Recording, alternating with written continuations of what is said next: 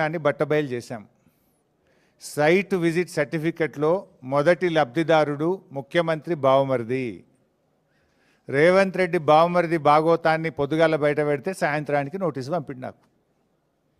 అంటే ఇదంతా diversion politics. మేమేమడిగినాము? Sitting జడ్జితో విచారణ జరపండి అన్నాం. రేవంత్ రెడ్డి నీకు ధైర్యం ఉంటే, నిజాయితీ పరుడు అయితే, నువ్వు తప్పు చేయకపోతే తక్షణమే సుప్రీంకోర్టు హైకోర్టు సిట్టింగ్ జడ్జితో విచారణకు ఆదేశించు. ఈ బొగ్గు కుంభకోణాల్లో జరిగిన అవినీతిని మొత్తం బట్టబయలు చేద్దాం. నువ్వు తప్పు చేయకపోతే, నువ్వు నిజాయితీ పరుడు అయితే మేము అన్ని ఆధారాలు కూడా మీరు వేసిన సిట్టింగ్ జడ్జి గారికి అందించడానికి సిద్ధంగా ఉన్నాం. నువ్వు చీటికి మాటికి సిట్లు వేస్తున్నావు కదా, కమిషన్లు వేస్తున్నావు కదా. ఇవాళ మేము అన్ని ఆధారాలతో సూటిగా ఆరోపణ చేస్తున్నాం. నీ బావమరిదే మొదటి లబ్ధిదారుడు, నీ బావమరిదే ఈ రింగుకు మొత్తం కింగ్ పిన్ను, నీ బావమరిదే ఈ సింగరేణిలో 1000 కోట్ల కుంభకోణానికి తెరలేపిండు. నువ్వు అంత నిజాయితీపరుడు అయితే, తప్పు చేయకపోతే కమాన్ సిట్టింగ్ జడ్జితో విచారణకు ఆదేశించు, మేము రుజువు చేస్తాం. ధైర్యం ఉంటే ఆదేశించు. అంటే మీ భాగోతాలు బయటపడ్డాయి. ఇవాళ ముఖ్యమంత్రి గారు, భట్టి గారు, కోమటిరెడ్డి గారి మధ్య వాటాల పంపకం మొత్తం రోడ్డు మీదకి వచ్చింది, ప్రజల్లో పడ్డది.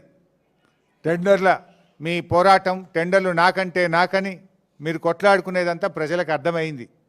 దాని నుంచి డైవర్ట్ చేయడానికే ఈ సిట్టు, ఈ లట్టు పొట్టు ఏదో చిల్లర నోటీసుల కథ పెట్టినావు నువ్వు.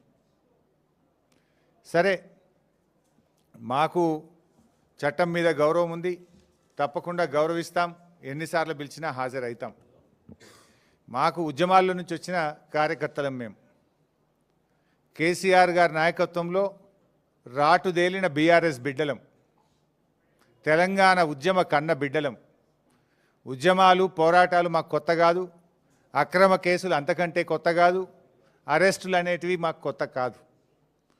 ఆనాడైనా కేసీఆర్ గారి నాయకత్వంలో వందలాది కేసులు పెట్టిన నిజాయితీగా తెలంగాణ ప్రజల పక్షాన కేసీఆర్ గారి నాయకత్వంలో పోరాడినాం.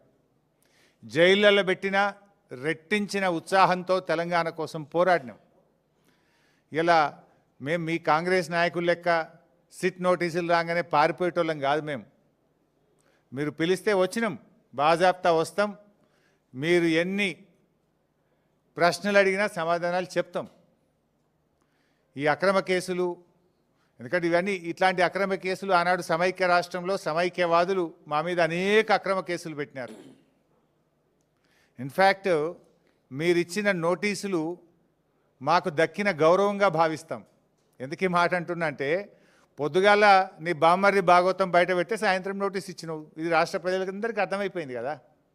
అంటే నువ్వు నీ భాగవతాన్ని బయటపడకుండా, ప్రజల్లో పడకుండా అటెన్షన్ డైవర్షన్ కోసం నువ్వు నోటీస్ ఇచ్చినావు. ఈ మాత్రం రాష్ట్ర ప్రజలకు అర్థం కాదా? రాష్ట్ర ప్రజలు అన్ని విషయాలు గమనిస్తూ ఉన్నారు. ఇన్ఫ్యాక్ట్ నువ్వు ఒక ప్రైవేట్ కంప్లైంట్లో కోట్ల రూపాయల డబ్బు ఖర్చు పెట్టి, సుప్రీంకోర్టు న్యాయవాదులను పెట్టి నన్ను అక్రమ కేసులో ఇరికించాలని ప్రయత్నం చేసినావు. హైకోర్టు కొట్టేసింది. నువ్వు సుప్రీంకోర్టుకు కూడా పోయినావు, సుప్రీంకోర్టు కూడా కొట్టేసింది. న్యాయం గెలిచింది, ధర్మం నిలిచింది. అయినా నువ్వు మళ్ళా ఇంకో కేసులు ఇరికిద్దాము అని మళ్ళొక్క సిట్టు పెట్టినావు. ఇప్పటికీ నువ్వు 6 గ్యారంటీలు ఎగబెట్టినావు. నువ్వు యనుమల రేవంత్ రెడ్డి కాదు, ఎగవేతల రేవంత్ రెడ్డి అంటే మానకొండూరు పోలీస్ స్టేషన్లో కేసు పెట్టినావు. రైతు రుణమాఫీ చేయలేదు, దేవుని మీద ప్రమాణం చేసి రైతుల్ని దేవుణ్ణి మోసం చేసినావు రేవంత్ రెడ్డి అంటే యాదగిరిగుట్టల కేసు పెట్టినావు. వరద బాధితుల్ని పరామర్శించడానికి పోతే ఖమ్మంలో రాళ్ల దాడి చేపించి ఖమ్మంలో కేసు పెట్టినావు. ఎవరో ట్వీట్ చేసిందని చెప్పి నా మీద హైదరాబాద్లో పోలీస్ స్టేషన్లో కేసు పెట్టించినావు. ఘోష్ కమిషన్ వేసి కమిషన్ పేరిట డైవర్షన్ రాజకీయాలు చేస్తే అసెంబ్లీ సాక్షిగా ఆ కమిషన్